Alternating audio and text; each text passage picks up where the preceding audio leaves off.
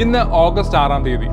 So എന്നത്തെയും പോലെ ഇന്നത്തെയും കുറച്ച് സയന്റിഫിക് ആൻഡ് ഹിസ്റ്റോറിക്കൽ ഇവന്റ്സ് നമുക്കൊന്ന് പരിചയപ്പെടാം.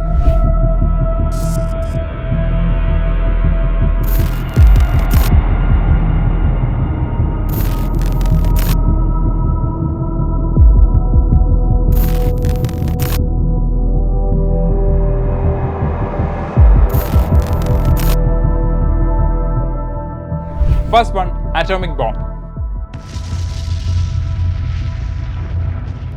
1945 ഓഗസ്റ്റ് 6-ാം തീയതിയാണ് രണ്ടാം ലോക മഹായുദ്ധത്തിൽ ആദ്യത്തെ അണുബോംബ് ജപ്പാനിലെ ഹിരോഷിമയിൽ പതിച്ചത്.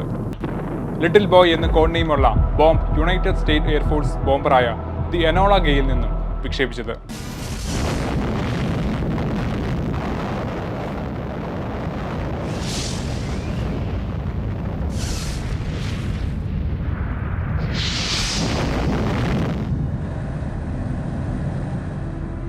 ആദ്യത്തെ ബോംബ് യുറേനിയം ബോംബായിരുന്നു. 3 ദിവസത്തിന് ശേഷം ജപ്പാനിലെ നാഗസാക്കിയിൽ രണ്ടാമത്തെ അണുബോംബും വർഷിച്ചു. ഫാറ്റ് മാൻ എന്ന് കോഡ് നെയിമുള്ള രണ്ടാമത്തെ ബോംബ് പ്ലൂട്ടോണിയം ബോംബായിരുന്നു.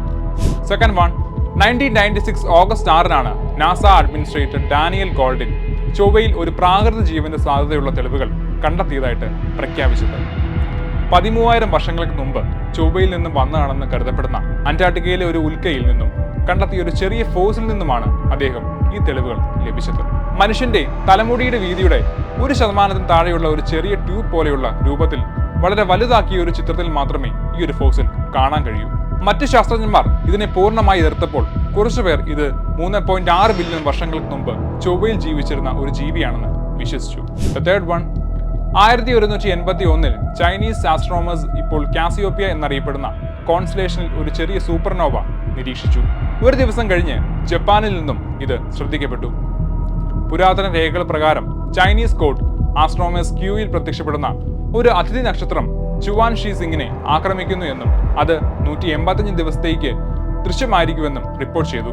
1960-കളിൽ റേഡിയോ ആസ്ട്രോണമേഴ്സ് കണ്ടെത്തിയ ഇപ്പോൾ 3C58 എന്ന് പേരിട്ടിരിക്കുന്ന ഒരു സൂപ്പർനോവ അവശിഷ്ടം എഫ് റിച്ചാർഡ് സ്റ്റീവൻസൺ ആണ് 1181-ൽ സൂപ്പർനോവയുടെ അവശിഷ്ടമായി ആദ്യം നിർദ്ദേശിച്ചത്. കഴിഞ്ഞ 1500 വർഷങ്ങളിൽ നിരീക്ഷിച്ച 5 താൽക്കാലിക നക്ഷത്രങ്ങളിൽ ഒന്നാണ് ഈ സൂപ്പർനോവയെന്ന് സ്റ്റീവൻസൺ 2006-ൽ എഴുതി. ദ ലാസ്റ്റ് വൺ 1753 ഓഗസ്റ്റ് 6-നാണ് സെന്റ് പീറ്റേഴ്സ്ബർഗിലെ പ്രൊഫസർ ജോർജ് വിൽഹം റിച്ച്മാൻ മിന്നലിനെ ആകർഷിക്കാനുള്ള തന്റെ പരീക്ഷണത്തിനിടെ മരിച്ചത്.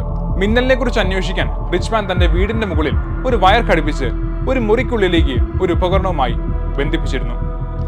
1953 ഓഗസ്റ്റ് 23-ന് മോസ്കോയിൽ നിന്നുള്ളൊരു കത്തിൽ മാരകമായ അപകടത്തിന്റെ വിവരണം അക്കാദമി കോടതിക്ക് കൈമാറി. ഇലക്ട്രിക്കൽ എക്സ്പീരിയൻസിൽ പ്രസിദ്ധനായ ബെഞ്ചമിൻ ഫ്രാങ്ക്ലിൻ ഒരു ഇംഗ്ലീഷ് പത്രത്തിൽ നിന്നും ഒരു പകർപ്പ് ലഭിക്കുകയും പെൻസിൽവാനിയയിൽ വിവരങ്ങളുടെ ഒരു എക്സ്ട്രാക്ട് പ്രസിദ്ധീകരിക്കുകയും ചെയ്തു. സോ ഇതൊക്കെയാണ് ഇന്നത്തെ കുറിച്ച് major scientific and historical events. ഇതുപോലെ ഒരുപാട് ഇവന്റ്സ് ഇനിയുമുണ്ട്. നിങ്ങൾക്കറിയാമെങ്കിൽ അതൊക്കെ ഒന്ന് കമന്റ് ചെയ്യുക. Thank you.